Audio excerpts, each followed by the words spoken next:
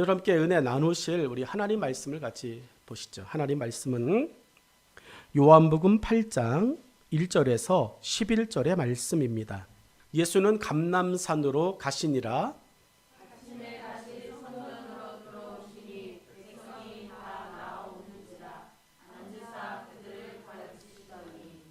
서기관들과 바리새인들이 음행 중에 잡힌 여자를 끌고 와서 가운데 세우고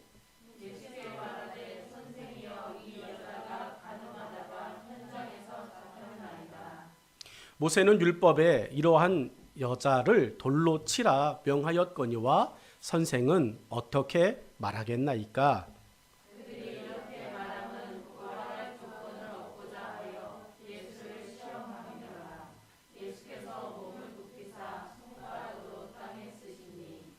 그들이 묻기를 마지 아니하는지라. 이에 일어나 이르시되 너희 중에 죄 없는 자가 먼저 돌로 치라 하시고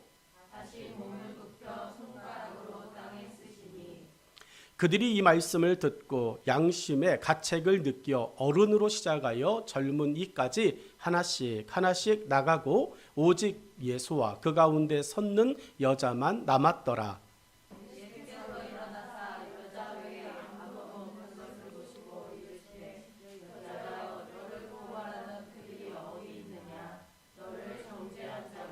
같이 읽겠습니다. 대답하되 주여 없나이다. 예수께서 이르시되 나도 너를 정죄하지 아니하노니 가서 다시는 죄를 범하지 말라 하시니라. 아멘. 함께 읽은 본문의 말씀 가지고 우리도 겁에 질린 한 사람입니다 라고 하는 제목으로 함께 말씀을 듣도록 하겠습니다. 우리도 겁에 질린 한 사람입니다 라고 하는 말씀입니다. 여러분의 집에 거울 있으시죠? 거울이 없는 집 혹시 있습니까? 거울 하나씩은 아마 다 있을 거예요. 손거울이든 아니면 뭐 대형 전신 거울이든 거울은 하나씩 다 있을 겁니다. 우리 교회만 해도 거울이 2개가 있습니다. 들어오는 데 하나, 제 목양실에 하나 이렇게 있습니다. 거울은 볼 수 없는 사물을 보여줍니다. 거울이 왜 필요하냐면 못 보는 것을 보여주는 거예요. 특별히 우리는 뒤에 눈이 없어요. 그래서 뒤를 보지 못합니다. 그래서 가장 이제 앞에 있는 것만 신경 쓰는데 좀 추하다. 뭐 이런 이야기는요. 사실은 뒤에서 일어나는 일들 아니겠습니까? 미용실에 가면 머리를 하고 난 후에 이렇게 뒤로 이렇게 보여주잖아요. 뒷머리가 어떻게 잘 됐는지 안 됐는지. 여러분 그래서 거울은 보여줄 수 없는 사물을 보여주기 위해서 필요하죠. 그래서 부족한 옷 매무새와 화장을 거울 앞에서 고칠 수가 있습니다. 목사님 왜 빨리 예배 시간에 안 들어오실까? 막 이렇게 이제 생각들 안 하시겠지만 그냥 저 혼자 생각하는 거예요. 왜 예배 시간이 다 되는데도 안 들어오실까? 맨 마지막에 제가 이제 예배를 인도하러 들어올 때 하는 행동 하나가 있는데 거울 앞에 서보는 거예요. 그래서 어디 뭐 묻은 것이 없을까? 넥타이는 바로 됐을까? 이런 것들을 다 확인하고 이제 들어오는 겁니다. 부족한 옷 매무새 그리고 무엇인가 조금 부족한 화장을 거울 앞에서 고칠 수 있어요. 그래서 우리는 조금 더 완벽하기 위해서 거울을 들여다보는 겁니다. 거울이 우리의 부족한 부분을 보여준다고 거울 앞에 서는 것을 무서워하지는 않습니다. 내가 화장이 잘못됐어. 무서워. 그래서 거울 앞에 안 서십니까? 내가 옷 단추를 잘못 꿰서 이 부족한 게 이 창피한 게 드러나면 어떡하지? 그래서 거울 앞에 안 서십니까? 아니에요. 부족한 것을 보기 위해서 거울 앞에 서는 거예요. 거울 앞에 서는 것을 무서워하는 사람은 여러분 그렇게 많지 않습니다. 우리가 거울 앞에 서는 것은 더 나은 모습을 위해서입니다. 거울을 자주 들여다보실 수 있기를 부탁을 드리겠습니다. 여러분 거울 앞에 자주 서셔야 돼요. 그래야 우리가 다른 사람들 앞에 섰을 때 이제 또 보여질 수 있는, 비칠 수 있는 그런 부족한 부분들을 잘 보완할 수 있습니다. 오늘 본문은 가늠하다 현장에서 잡혀온 여인의 이야기입니다. 이 여인은 죄인의 신분이에요. 오늘 본문은 이 여인이 죄인이라고 일단은 이야기하고 시작합니다. 죄인은 처벌에 대한 두려움으로 가득합니다.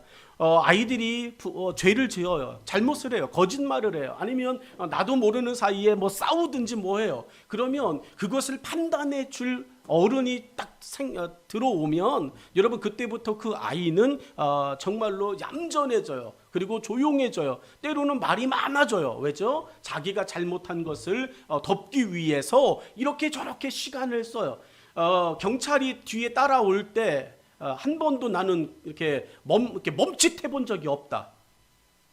경찰차가 지나갈 때, 운전하실 때 특별히 괜히 찔려가지고 속도가 갑자기 80으로 쫙 가다가 속도가 갑자기 규정 속도로 쫙 다운되어지는 그런 행동을 해본 적이 다 있을걸요. 운전하시는 분들.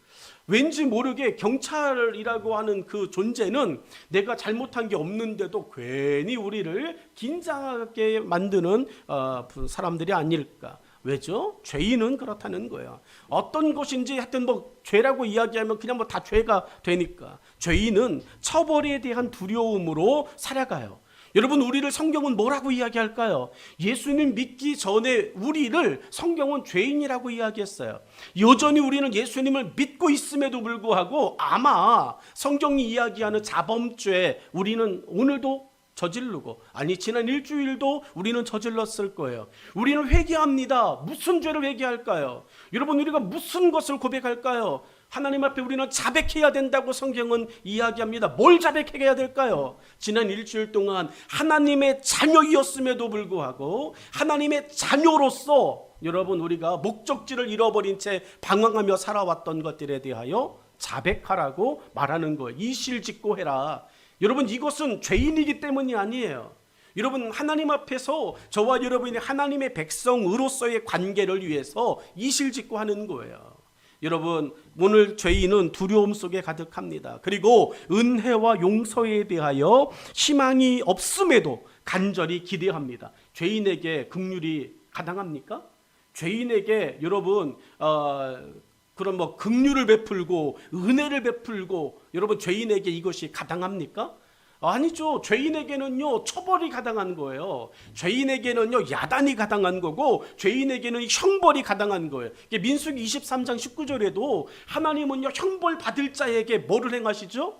형벌을 행하신다라고 말씀하셨어요. 하나님의 여러분 맨 마지막에 하나님의 역할은, 맨 마지막에 예수님께서 심판주로 하시는 역할은 뭐죠? 죄인에게는요 맨 마지막 시간에 맨 마지막 순간에 하나님은 죄인에게는요 국물도 없습니다.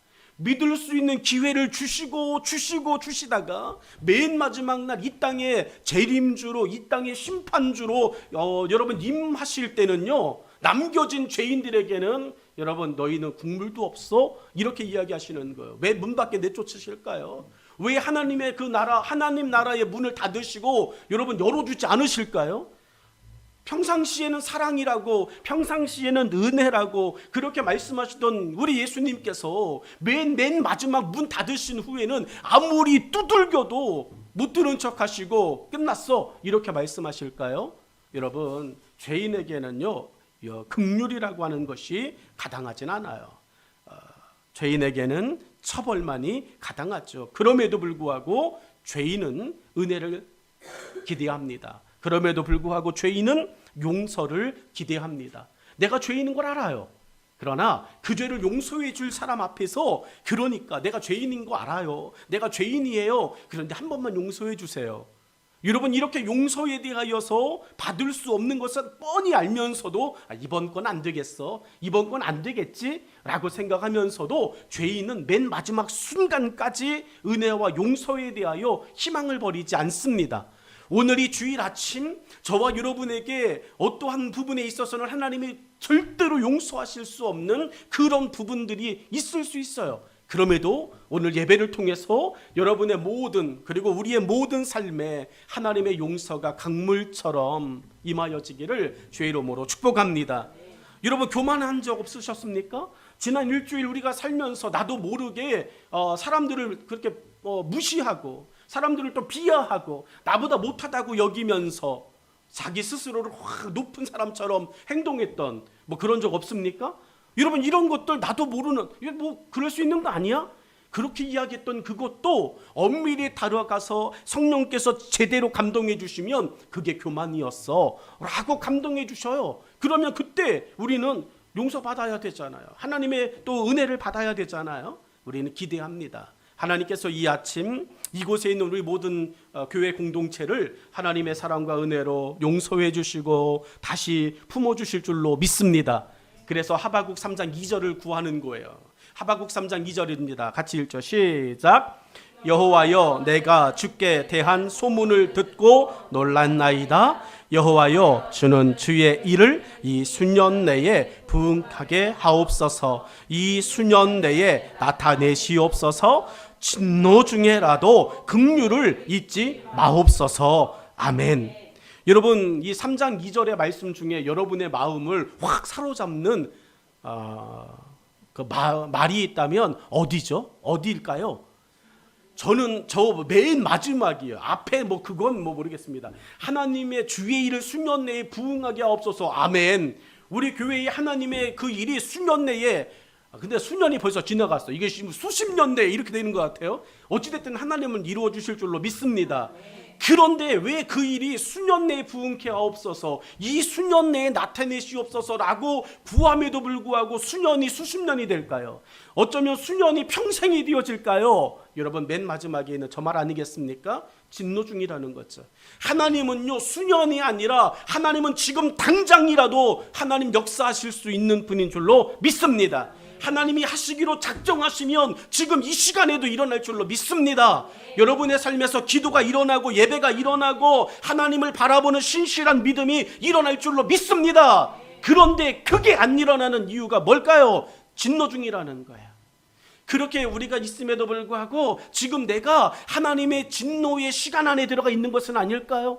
하나님과 우리의 사이 속에 엄청난 벽이 가로막혀 있는 것은 아닐까요? 예수님은 우리 가운데 막힌 담을 허시겠다고 말씀하셨습니다. 이건 누구의 이야기가 아니라 나의 이야기예요. 여러분 스스로의 이야기입니다. 여러분 스스로가 하나님의 진노의 과정 가운데 있구나. 그래서 하나님이 나를 축복하시겠다고 말씀하고 하나님이 내 삶을 인도하겠다고 말씀하셨음에도 불구하고 그 일이 내게 보여지지 않는 것은 어쩌면 내가 하나님의 진노의 과정 속에 있을 수 있다는 것을 자각해야 합니다. 여러분, 요나가 물고기 뱃속에 들어가기 이전의 모습이 어떤 겁니까? 하나님의 말씀이 없어서? 아니죠. 하나님께서 요나에게, 아미띠 아들 요나에게 말씀하시느니라. 이게 요나서 1장의 시작이에요. 하나님이 너는 니느웨로 가서 그 백성들에게 하나님의 말씀을 전해라, 이렇게 말씀해 주셨어요. 니느웨로 가라고 이야기하는 거예요. 하나님이 니느웨로 보내시는 이유가 뭡니까?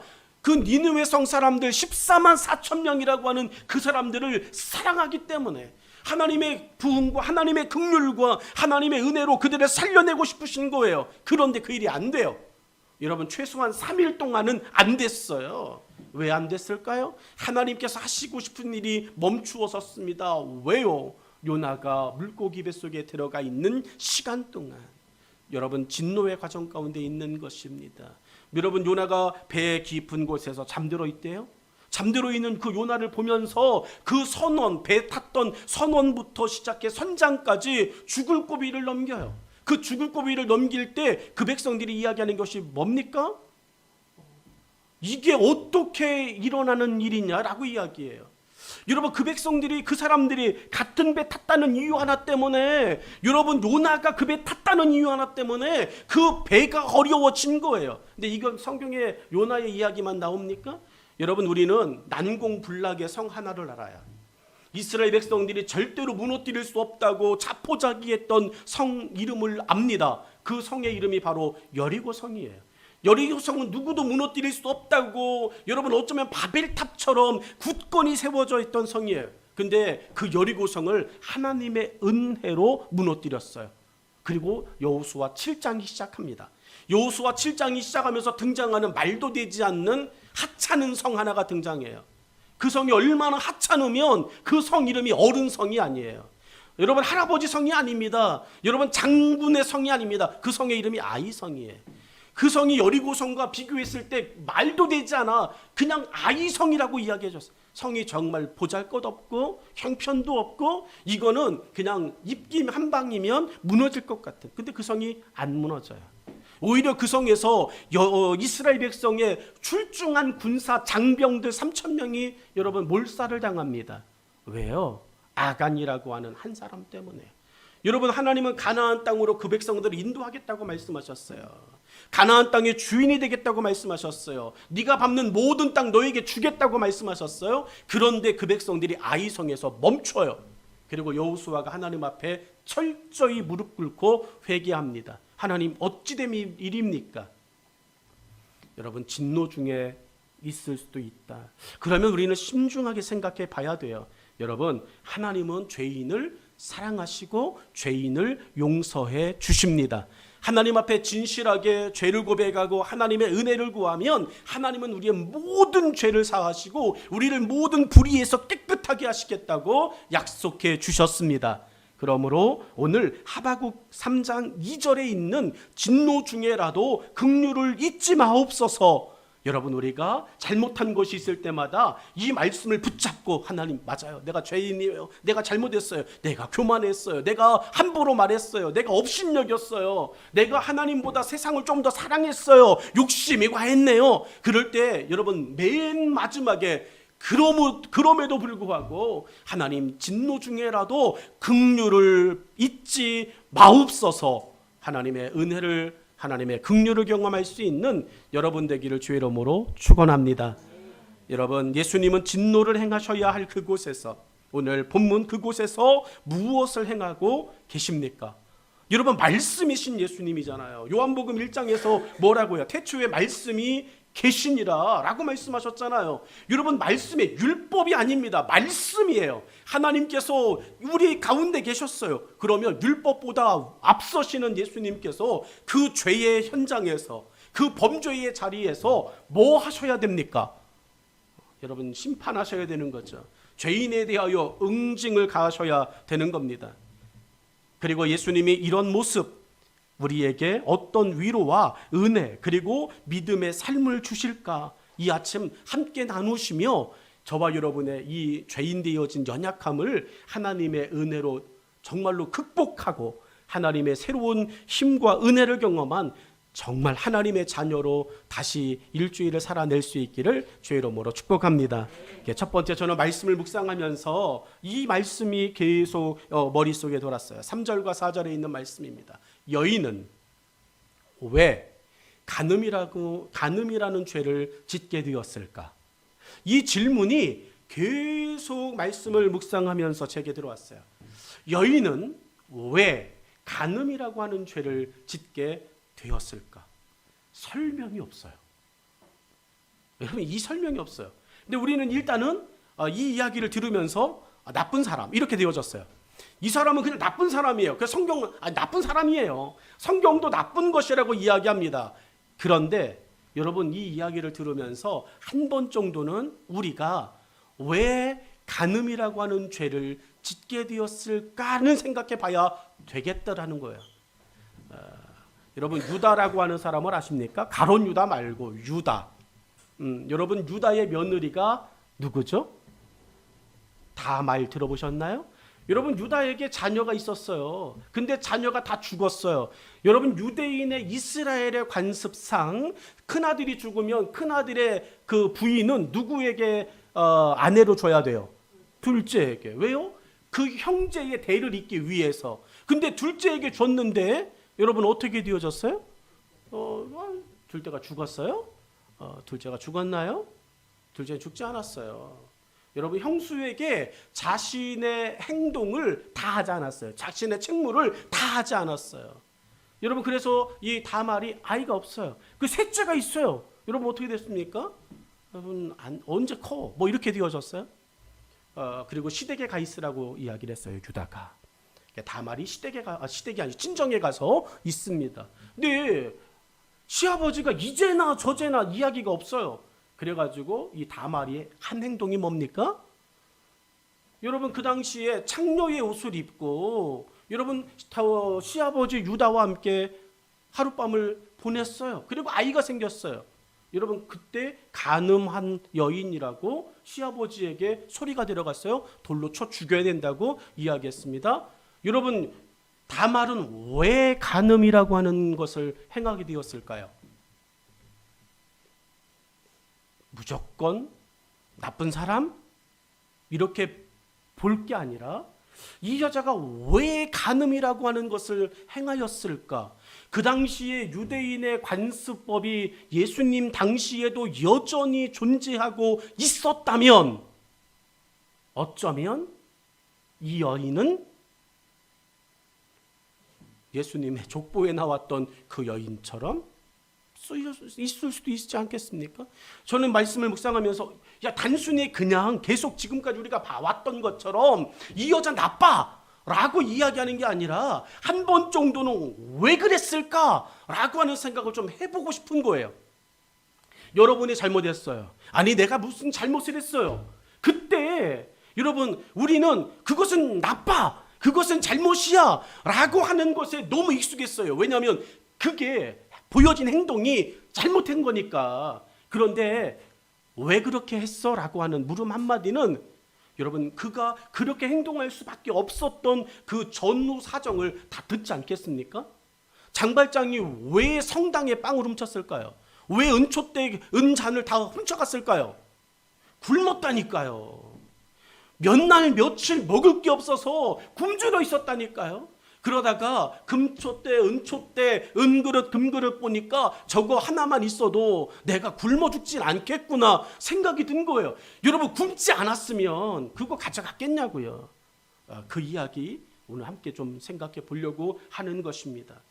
말씀을 여러분 함께 볼까요? 3절과 4절의 이야기 말씀입니다. 성경은 이렇습니다. 서기관들과 바리새인들이 음행 중에 잡힌 여자를 끌고 와서 가운데 세우고 예수께 말하되 선생이여 이 여자가 간음하다가 현장에서 잡혔나이다. 아멘. 여러분 바리새인과 서기관들이 뭐라고 이야기하냐면 이 여자가 한 행동에 대하여만 이야기해요. 이 여자가 왜 그렇게 했을까에 대한 이야기는 하나도 언급되지 않아요. 그냥 잡혔습니다. 현장에서.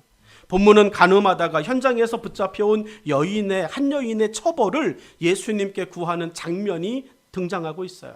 그런데 이 처벌을 구하는 장면에서 본문은 극명한 두 부류의 사람들을 대조시키고 있습니다. 첫 번째 부류의 사람들이 어떤 사람들이냐면 하나님의 말씀에 대하여 철저하게 지키고 산다고 자신하는 서기관과 바리새인들이에요. 첫 번째 부류 서기관과 바리새인들. 근데 이들은 특징이 뭐죠? 하나님의 말씀에 대하여 철저하게 지키며 산다. 이게 자랑이에요. 여러분 우리는 예수님 앞에 우리는 교회의 신앙생활을 철저하게 지키며 살아. 나는 남편의 의무를 철저하게 지키며 살아. 아내의 의무를 철저하게 지키며 살아. 직장인으로서의 의무를 철저하게 지키며 살아. 여러분 생각해 보니까 우리는 대충 살지 않잖아요. 정말로 철저하게 지키며 살지 않습니까? 잘못하고 있다는 이야기가 아니에요. 정말 잘하고 있는 겁니다. 바리새인과 서기관들이 여러분 하나님의 말씀에 대하여 철저하게 지키고 있다라고 하는 것은요 정말 잘하는 거예요. 칭찬받아야 되는 거예요. 그런데 여러분 이 부류 서기관과 바리새인 말고 또 한 부류가 등장하죠. 그게 어디에 말씀이냐면 여러분 4절의 말씀이에요. 4절 말씀을 보면 두 번째 부류가 등장합니다. 두 번째 부류는요 확실한 물증 앞에서 자신의 범죄 현장이 드러난 간음하다 붙잡혀온 여인. 여러분 이 두 부류의 사람을 왜 예수님은 본문에서 오늘 이 아침 우리에게 딱 맞닥뜨려 보여주실까요? 이거는 누가 봐도 잘못이고 이건 누가 봐도 빼도 박도 못하는 그냥 그 현장이 잡혀 있는 것입니다. 여러분 이거는 정말 그냥 현장범이 되어져 버린 거죠. 예수께 말하되 선생이여 이 여자가 간음하다가 현장에서 잡혀 할 말이 없습니다. 더 이상 뭐 할 말이 없어요. 그런데 본문은 이야기해요. 확실한 물증 앞에서 자신의 범죄 현장이 드러난 간음하다 잡힌 여인. 근데 저 여인이 우리라는 거죠. 여러분 이 세상을 하나님께서 다 바라보고 계시는 것을 믿습니까? 여러분이 교회 안에 들어와서 아무리 선하고 착한 척, 우리가 직장에서 아무리 충성된 일꾼인 척해도 속으로 궁시렁궁시렁 된 적 있다 없다? 있다. 교회에서 아무리 목사로, 사모로, 장로로, 집사로 할렐루야 부드럽고 이런 모습을 해도 여러분 뒤에 가서는 우리 교회 참 이게 안 좋아, 우리 목사님 이게 안 좋아, 비평하고 불만하고 그런 적 있다 없다? 여러분 우리는 저 여인이라는 거죠. 사람에게만 안 들렸을 뿐이에요. 나한테만, 여러분들께서 내 흉보는 게 나한테만 안 걸렸을 뿐이지, 여러분 그 시간에 그 자리에 누구도 계셨어요? 하나님도 계셨어요. 하나님의 눈이 여러분을 보고 계셨어요. 여러분 그거보다 확실한 증거가 어디 있습니까? 나한테 안 들켰으니까 괜찮은 겁니까? 우리 지체들끼리 안 들렸으니까 괜찮은 겁니까? 여러분 그게 아니에요. 우리는 바리새인과 서기관이라고 생각하고 있는데 사실은 그게 아니라 양면이 있더라는 거죠. 바리새인과 서기관이면서 동시에 내가 이 가늠하다 현장에서 잡힌 여인이라는 이야기예요. 그래서 우리는 예수님이 필요합니다. 그래서 예수님의 은혜가 필요합니다. 그래서 예수님이 우리에게 필요한 분이라고 저는 믿습니다. 서기관과 바리새인들은 하나님의 말씀을 지키기 위해 자신의 삶을 절제하며 살았습니다. 여러분 서기관과 바리새인들은 하나님의 말씀을 지키기 위해 자신의 삶에서 철저한 절제의 삶을 살았어요. 그리고 그런 행동을 자신들의 의로 여기며 다른 사람들에게 존경받는 것을 좋아했습니다. 교회 안에서 여러분 직분이 교회의 연수가 올라가면 올라갈수록 당연히 존경받아야 된대요. 여러분 어떻게 당연히 존경받아야 된다고 생각하십니까? 근데 바리새인과 서기관들은요, 여러분 사두개인들은요, 자신들의 종교적인 그 철저한 신앙생활을 발판으로 만나는 모든 사람들이 아이고 바리새인 오셨습니까? 아이고 선생님 오셨습니까? 아이고 집사님 오셨습니까? 이렇게 안 알아주면 저 싸가지 막 이렇게 이야기하는 거예요. 여러분 바리새인과 사두개인들은 오늘 본문의 서기관은 자신들의 의로 여기면서 다른 사람들이 우리에게 굽신거리고 머리 숙이고 존경해 주는 것을 좋아했어요. 누가복음 18장 11절로 12절의 말씀입니다. 여러분 같이 읽죠. 시작. 바리새인은 서서 따로 기도하여 이르되 하나님이여 나는 다른 사람들 곧 토색, 불의, 간음을 하는 자들과 같지 아니하고 이 세리와도 같지 아니함을 감사하나이다. 자 잠깐만요. 여러분 11절 말씀 하나를 보면서 어쩜 그렇게 마음이 나는 바리새인 같지 않아 좋다 이 생각 드십니까? 여러분 오늘 본문에 등장하는 이 연약한 사람 뭐 하다 잡혔어요? 간음하다요. 여러분 대놓고 이야기하는 거 아닙니까? 나는 안 한다는 얘기예요. 나는 저런 삶에 아주 상관없다는 거예요. 여러분 바리새인은요 서서 따로 기도하여, 여러분 저 서서 따로 기도하였다는 말은 성전 안에 목사석 따로 있다는 얘기죠. 장로석 따로 있다는 얘기죠. 그래요 안 그래요? 저 이야기 아닙니까? 서서 따로 기도하여. 우리는 섞일 수 없어. 우리가 감히 어떻게 세리와 함께 기도할 수 있어? 평신도가 거기 앉으면 난리 친다는 얘기 아니겠어요? 야 거기 목사님 자리야. 여러분 없으면 앉아야죠. 자리가 없는데 무슨 그 이야기 아니겠습니까? 근데 우리는 그거 구별해 놓은 장로 자리인데 목사님들 교육자들 자리인데 거기 왜 함부로 앉냐고. 예수님도 못 앉으십니까? 그 교역자 자리에, 그 장로 자리에 예수님 앉으시면 안 돼요? 우리 생각해 본 적이 없어요. 왜냐하면 당연한 건 줄 알았거든요. 오늘 본문 11절에서 성경은 우리에게 그 이야기하는 거예요. 나는 다른 사람들 같지 않다는 거예요. 여러분 하나님이 그렇게 평가하시면 돼요. 하나님께서 그렇게 그들을 평가해 주시면 저 인정합니다. 그런데 자기가 평가하는 거예요. 우리 똑같은 죄인이에요. 우리는 하나님의 은혜가 필요한 그저 똑같은 사람들입니다. 근데 바리새인들이 그렇게 이야기해요. 이 세리와도 같지 아니함을 감사하나이다. 이 말인즉 여러분 이 여인과 같지 아니함을 감사하다는 거예요. 여러분 예수님은 같아지시려고 했잖아요. 예수님은 죄인과 같아지기 위해서 오셨잖아요. 그러면 예수님은 저 맨 마지막에 말을 뭘로 바꾸셨을까요? 하나님, 내가 이 죄인과 같아져서 너무 감사합니다. 그래야 죄의 심정을 알고 십자가에서 그 죄로 인해 영원히 죽을 수밖에 없는 그 마음을 알아. 내가 그 십자가에서 그것들을 대신해 죄값을 치르는 의미가 있는 거 아니겠습니까?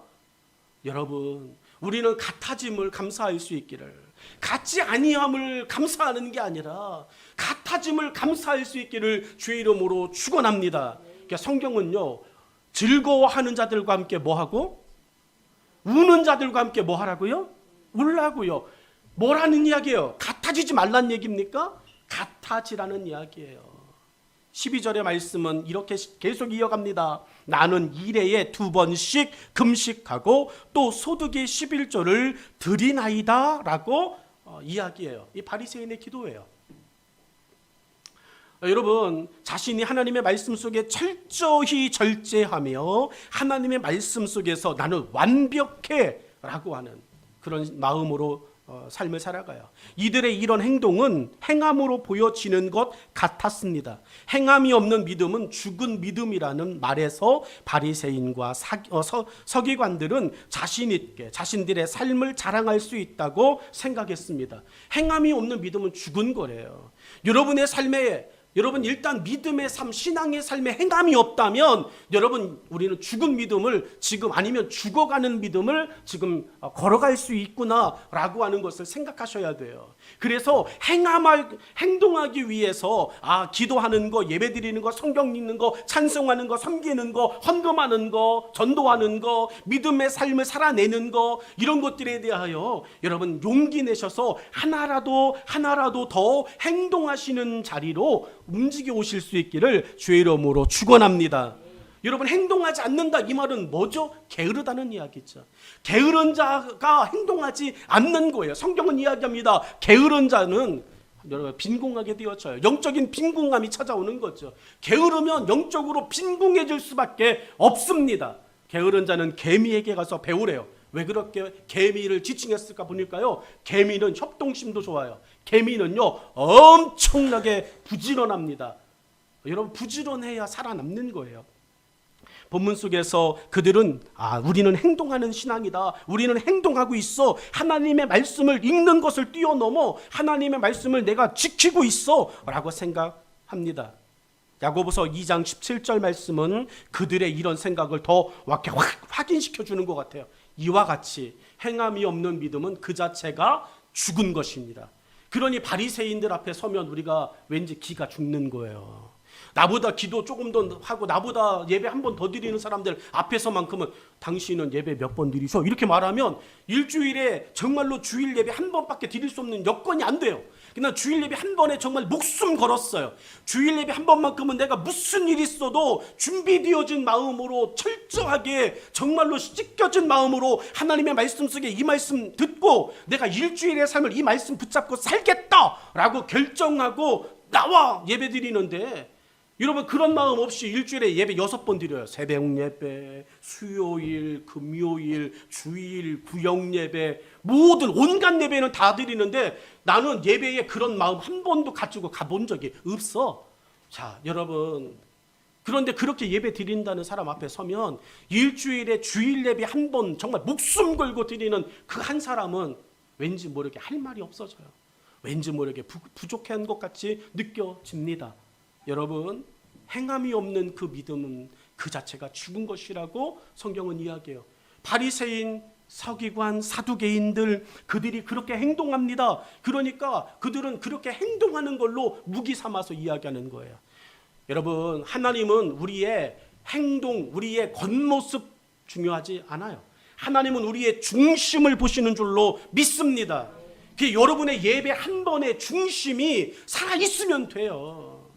그런데 여러분, 그 한 번 중심이 살아있는 것을 지속하려면 어떻게 하는 게 좋죠? 한 번보단 2번이 좋고요, 2번보다는 3번이 좋고 3번보다는 4번이 좋기 때문에 여러분 그 마음을 유지하기 위해서 예배를 계속 집중하여 예배의 삶을 삽시다, 이렇게 말하는 겁니다.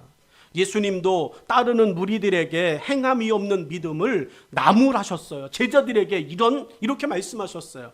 듣기 엄청 많이 했잖아요. 예수님과 동행하며 살았잖아요. 여러분, 그런데 그들은 듣고 아무것도 하지 않아요. 그래서 예수님이 그들에게 야단치셨다고요. 바리새인과 서기관들의 행동을 본받으라 칭찬하시기도 했습니다. 여러분, 마태복음 5장 20절은 우리에게 예수님이 이 아침 잘하자라고 하는 그 야단의 이야기로 우리가 이 말씀을 같이 읽었으면 좋겠습니다. 같이 읽죠. 시작. 내가 너희에게 이르노니 너희 의가 서기관과 바리새인보다 더 낫지 못하면 결코 천국에 들어가지 못하리라. 아멘. 여러분, 바리새인과 서기관보다 우리의 의가 더 낫지 못하면 결코 천국에 들어가지 못하리라. 여러분, 이 말은 무슨 이야기하는 거예요? 여러분, 지금까지 우리는 하나님 나라 뭘로 가요? 믿음으로 가는 나라, 하나님 나라 이야기했어요. 그런 하나님 나라에 들어가냐 못 들어가냐를 결정하시는 결정권자 되신 예수님께서 오늘 제자들에게 따끔하게 무엇 야단하십니까? 여러분, 구원은 믿음으로 얻어요. 그런데 그 하나님 나라에 들어가는 것에 대하여 믿음을 가졌다면, 예수님을 믿었다면 당연히 뭐가 나와야 돼요? 행동이 나와야 돼요. 근데 행동이 안 나오는데 믿는다고 말하는 거 가당합니까? 안 된다니까요. 여러분, 선생님들께서 물어보시죠. 학교에서 3 더하기 3은 뭐니? 6이요. 여러분, 들었어요. 6인 거 알아요. 그런데 실제로 3 더하기 3 해봐라. 그러면 행동이 안 되는 거예요. 여러분, 이거는 알고 있는 게 아니라는 이야기예요. 오늘 본문에서 예수님은 제자들에게 그렇게 야단하셨어요. 그러므로 지금 간음하던 여인을 붙잡아 온 이들의 행동은, 바리새인과 서기관들의 행동은 하나님의 말씀을 바로 세우고 그들이 살던 공동체의 단합과 질서를 세우는 옳은 일이라고 그곳에 있던 모든 사람들에게 인정과 칭찬을 받고 싶었던 것으로 볼 수 있어요. 여러분, 바리새인과 서기관들이 간음하다 잡혀온 그 여인 한둘이었겠습니까? 그 당시에 그 사회에 여러분 널려 있어요. 그런데 그것을 굳이 데리고 와서 한 곳에 세워서 사람들에게 율법에 어긋났습니다 이야기하고 그러는 것은, 자신들은 그런 행동을 안 하니까 너희들보다 우리가 훨씬 낫지, 역시 위대하시네요, 역시 존경받으셔야 되네요. 여러분, 그 칭찬, 그것을 원했던 거예요. 그러나 바리새인들과 서기관들이 본문에서 예수님을 누구라고 부르고 있는가를 놓치면 안 돼요. 율법에, 하나님의 말씀에 대하여 잘 지킨다라고 말하는 이 바리새인과 서기관들이 예수님을 뭐라고 부르는지, 여러분, 이게 결정적인 이야기가 되어집니다. 4절의 이야기, 4절의 말씀을 보면 이 바리새인과 서기관들이요, 예수님을 이렇게 불러요. 선생이요. 여러분은 이 단어 하나가 어떤 느낌으로 다가오십니까? 여러분, 그들의 행동 다 일순간에 무너지는 말 한마디였어요. 우리는 예수님을 선생님이라고 부르진 않아요. 행동하지는 못하지만, 하나님이 말씀하신 대로 우리가 살아내고 있지는 못하지만, 최소한 나는 내 신앙과 내 믿음 안에서 예수님은 내게 선생님이 되실 수 없어요. 예수님은 나에게 구세주이십니다. 예수님은 내 죄와 허물을 용서하시고 십자가에서 죽으시고 3일 만에 부활하사 나에게 새 생명을 주신 나의 구주시고 나의 주인이십니다 라고 나는 고백해요. 예수님, 내게 선생님이 될 수 없어요. 여러분, 바리새인들이 아침 이른 시간부터 저녁 늦은 시간까지 하는 게 뭡니까? 율법 연구하는 거예요. 여러분, 모세오경을 율법을 연구하는 거예요. 여러분, 그리고 그들의 이야기 속에, 역사 속에 이야기하는 선지자들의 그 예언을 이야기하는 거예요. 여러분, 그 선지자들의 예언 속에는 다시 오실 메시아, 여러분, 그 이야기도 담겨져 있습니다. 자신들의 조상들이 그렇게 이야기했던 우리의 메시아가 다시 오셔서 이 다윗 시대의 거룩한 영광을 회복시켜 놓을 것이다. 여러분, 그 메시아 재림을 기대하고 있어요. 성경을 보면서 그것만 매일매일 하고 있습니다. 여러분, 그러면 그들은 누구를 분별해야 돼요? 그들은 누구를 찾아내야 돼요? 누구를 발견해야 됩니까? 그들에게 와서 예수 그리스도 메시아적 삶을 살고 있는 분을 찾아내야 돼요. 그게 제대로 성경 공부한 거죠. 그게 제대로 자신들이 말씀을 지켜왔던 것에 대한 열매요 결과가 되는 거 아닙니까? 그런데 그들이 예수님을 뭐라고 부른다고요? 선생이요. 이게 말이 됩니까? 여러분, 우리가 예수님 앞에 충성하기 위해서 교회를 섬기고 교회와 함께합니다. 그런데 여러분, 교회가 그렇게 예수님의 말씀에 순종하기 위해서 지키는 공간이라고 이야기하며 여기를 기분 내키는 대로 사람의 공간으로 만들었다가 막 그렇게 여기고 지나갈 수도 있어요. 바리새인과 서기관들은 메시아를 기다리고 알아차리기 위해 하나님의 말씀을 늘 연구하는 사람들이에요. 그럼에도 이들은 예수님을 선생이여라고 부르고 있습니다. 이 호칭이 무슨 문제가 되겠습니까? 이 선생이여라고 하는 말은 예수님과 자신들을 동일한 위치의 사람으로 여긴다는 거예요. 이들은 하나님의 말씀을 연구하며 다른 사람들에게 철저히 말씀을 지키는 사람처럼 보여주었지만 정작 본인들 스스로는 하나님의 말씀을 믿고 지키지 않는 행함이 없는 죽은 믿음의 사람들이라고 하는 것을 이 선생이여라고 하는 말로 드러나 보여준 것입니다.